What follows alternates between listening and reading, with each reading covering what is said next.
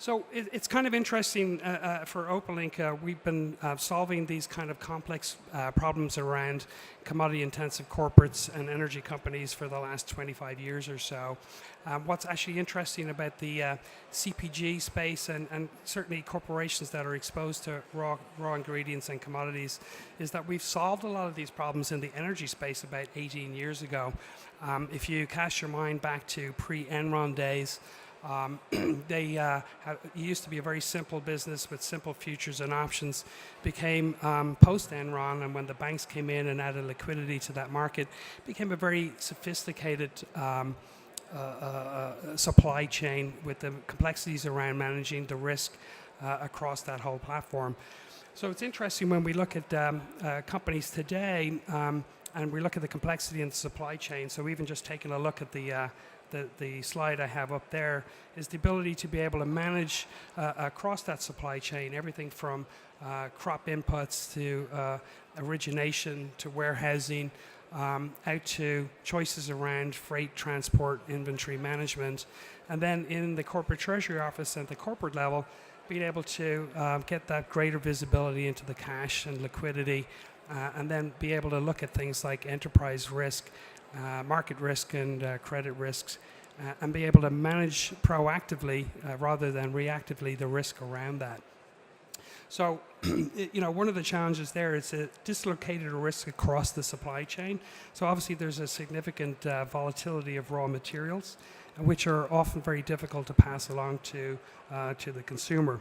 So how can I manage my commodity position or risk across that supply chain and determine where I make and lose money? Do I have the visibility across the organization? And what's interesting about that particular supply chain I have up there is you can imagine the number of systems that it takes to be able to manage that. Oftentimes they're very siloed, so you'll have different systems managing, maybe even within corporate treasury, managing cash or hedge accounting, different systems for FX management, possibly a different system for your enterprise risk and credit management, different system for your debt management, different system for investment management. In addition to, as you move down into that supply chain, possibly spreadsheets, a legacy system, or some other type of system managing the raw ingredients and materials and energy management around that, and then systems for managing transport.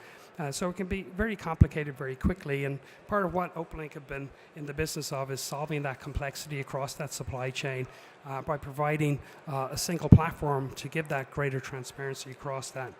So can I see my data in real time? Can I perform predictive analysis on what I already have?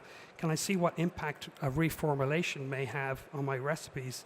Can I switch in and out of ingredients and see what the price impacts of that are?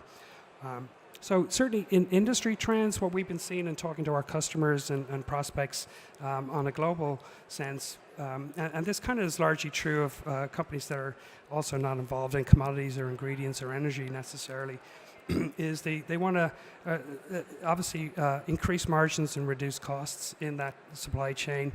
They're looking to be able to get a single source of the truth, which is something that they have challenges being able to report on. But that single source of the truth across that supply chain, the risk management of that, the treasury operations transactionally, and accounting. They also want to be able to improve decision making using centralized reporting tools that gives them insight across the entire business, reduce overall costs by eliminating redundant systems and move away from those silos and be able to centralize that data. And then obviously things like operational risk and regulatory reporting are also very important to them. So if I take an example of how risky is a Twix, and even if it's not a Twix, just think of any finished product and what goes into producing that finished product. So if you hate Twix, my apologies there, but it could be a bottle of beer. But things to consider there are micro and macro factors that go into the supply chain, the ingredients of that. How much visibility do I have into managing that? And then you have on the demand side the finished product and how much you expect to sell. And then being able to manage the compressible costs, what we call compressible costs, which are things like the basis, freight, the processing and storage of all of that.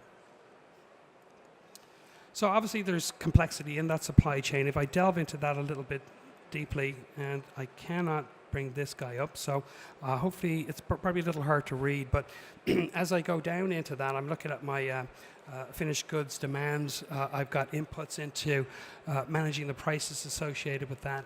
I've got an operating budget that I want to plan for and manage against. And then I got things like pricing that goes into that, movement, reformulation, being able to switch in and out of different recipes to produce that finished good and see what the impacts on my margin are by doing so. And all throughout the supply chain of that is the ability to be able to manage what's my overall position and my exposure to the market. So also when we look at things like inventory, we're interested in things like how are my buyers doing against the plan and market? Do I have the right data to know this? Oftentimes buyers enter fixed price contracts with a supplier, but the question there is this really optimal? The downside is that by limiting themselves to one supplier, companies whose supply chains are linked to the commodity index can find themselves to a single point of failure. So as such, fixed price contracts are often inflexible solutions that limit the universe of suppliers and ignore price correction cycles, while enhancing purchasers to all of their vendors' credit default risks. So additionally, there are embedded risks in this approach. Is the product promotion, do the buyers know in real time to plan for an increased sales and commodity requirements in that? So do I have visibility into my freight costs and commitments? Am I able to monetize my transport options? So whether I go to ship or go by rail, what is the optionality of choosing between these? So for instance, what if I wanted a replacement cost for an oil delivery at a particular location? I got to look at things like global imbalances in oil pricing at specific destinations. I'm concerned about freight costs and the risk to transport to alternative locations. And then I have to do an evaluation of my inventory. So for example, based on an arbitrage opportunity or a potential hurricane, say for example in the Gulf, the buyer should be able to utilize comprehensive information and scenario sets and decide whether he wants to reroute the tanker to a different location and purchase a replacement oil delivery on the open market. So also, how much capital will be required for the next quarter's procurement? Do I have visibility into that? How are my regional procurement groups actually performing? Oftentimes they're not, certainly with some of the Treasury organizations we've been talking with, they don't have that full visibility into that part of the business other than getting some spreadsheets either on a daily, weekly or monthly basis. How much are my component costs and where can we save on that? Are we hedged? How well are we hedged? Is that hedging program very dynamic? How is the spend trending and why? And what are the top 10 grossing finished goods associated with that? Also, people talk a lot about hedging. A lot of the times we see people will go out and do a hedge for a quarter or for the year and then forget about it. And I think having the right tools to be able to go in and actually do dynamic hedging and go from sort of reactive risk management program into an actual proactive risk management, and being able to actually create a hedging policy from the top down. And before you do the hedges, be actually able to put that into a system using the right tools and be able to create a number of hedging scenario analysis and optimally choose the right hedge program that actually suits the business. So then, do I have visibility into what even needs to be hedged? Is my hedging program dynamic enough that I can actively and proactively manage that? And do I have enough essentially hedged raw materials at the right price to meet my manufacturing obligations? So how many contracts do we need to buy to hedge company-wide exposure? We look at things like how effective is that? Should we allocate those hedges to the local business units?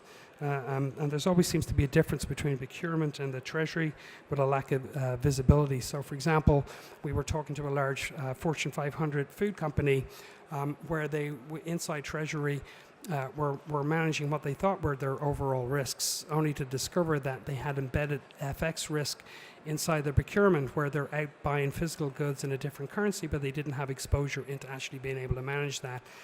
So they were out doing a hedging program around currency, but didn't fully have the visibility around all their exposures inside a currency. Then we look at things like brokers.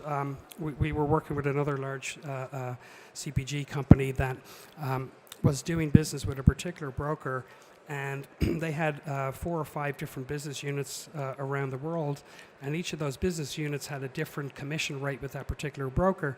But because they didn't have all the data centralized to be able to report on that, they didn't understand just how much they were spending with that particular broker. So once they were able to gather all that data in a certain place inside our system in particular, they were able to go back and renegotiate commission rates across all the business units more effectively. And in doing so, they were able to save a substantial amount of money by doing that. Also being able to figure out what you could expect as a margin call and not have it be a surprise or a call from the exchange. To get that in real time too is also quite powerful. So also, obviously, in terms of I'll skip to the next one here. I think it's more interesting. In terms of analytics, it's a problem of getting the right data in the right place and centralize it to be able to do proactive risk analysis on that. So be able to get a P&L, but not only just the P&L, but a P&L that you can explain and see where the price changes. What are the impacts of that P&L? Is it volatility? Is it price? Is it moves in option exercise? And where that comes from proactively, and be able to explain that to management. Also the ability to be able to do stress testing and predictive analysis. We had worked with a company that was doing its direct spend and budgets for the year, and every time a macroeconomic event changed, it took them about 4 weeks to be able to reevaluate that and see what the impacts are. So being able to do this in real time certainly gives the ability to be more course corrective around that kind of planning. And then there's sophisticated tools, particularly useful for optionality and financial instruments around value at risk, and the ability to be able to do enterprise value at risk and see how much you could potentially lose within any given time period. And then, of course, the hot topic one is being able to do what-if scenario analysis. So even before you do a hedging program, the ability to be able to put in those type of deals and see how they would perform under current market conditions. Also being able to stress test your portfolios and your positions by change in price, a change in interest rates, a change in currency rates, and be able to combine any combination of that and see what the impacts to your business would be. It's also important. So then we take a look at the corporate treasury view. So when we see the needs throughout the organization on the supply chain slide, let's see if I can bring that up. Nope, I cannot bring that up for some reason. On the supply side chain, we have sales and operation planning that has insights into the forecast with respect to purchasing those raw materials. Procurement is concerned with the market fluctuations that will affect the actual costs. So ideally, they'd like to hedge the risks of market price fluctuations and lock in future costs. Finance needs to see an aggregate view of income and expenses across the entire organization so that they can report on financial performance and plan accordingly for that. Treasury needs real-time intraday bank balance information in order to effectively manage cash balances and provide liquidity throughout the organization. And the risk managers need a global view of overall exposure so that they can manage risk more effectively on a single platform.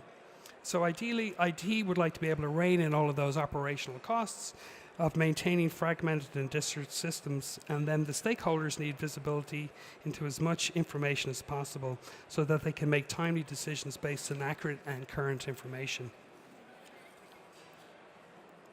So what does the future look like? Well, currently, everything on the left there is those fragmented parts, or what I call silos within an organization. They perform adequate functions, but in and of themselves. So, different systems, like I mentioned, handling FX and cash management and hedge accounting and possibly risk and debt and investments. And so what we tend to see the future is moving these onto fewer platforms and the ability to be able to perform system rationalization across that.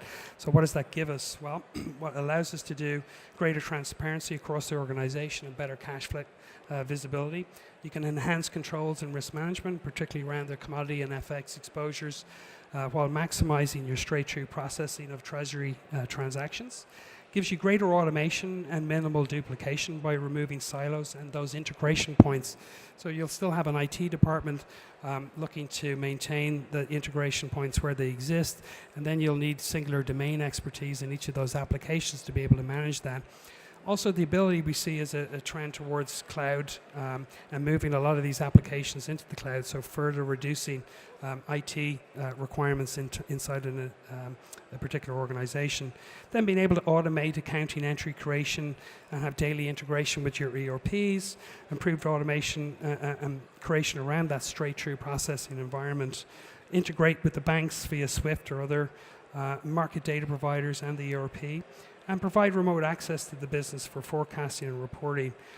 So, essentially eliminate multiple interfaces, eliminate costs of redundant systems, and then also lower employee costs through a singular domain expertise.